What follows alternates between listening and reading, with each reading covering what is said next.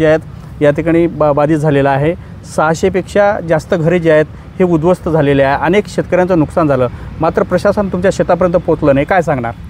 आम्ही जे शेतकरी आमची एक मागणी आहे की जे 640 घरं उद्ध्वस्त झाले आणि 90,000 हेक्टर जमीन जी खरडल्या गेली आहे किंवा तिथलं पीक 100% बाधित झालेलं आहे।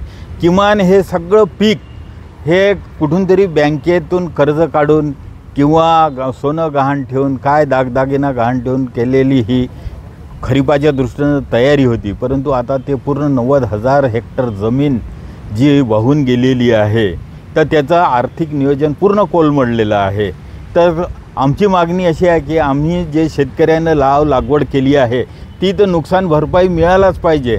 कपाशीचा जो बँकेचा रेट आहे त्या प्रमाणात आम्ही खर्च केलेलाच आहे कर्ज काढून, परंतु पुढचं जे रब्बीचं किंवा अर्ध रब्बीचं जे नियोजन आहे किमान 37,000-38 हजार रुपये हेक्टर प्रमाणे आम्हाला खर्च पुन्हा येणार आहे। जुनं आणि हे मिळून किमान 50-60 हजार रुपये प्रति हेक्टर शेतकऱ्याला जर मिळाले तरच तो पुनर्जीवित होईल किंवा तो पुनर्प्रस्थापित होईल।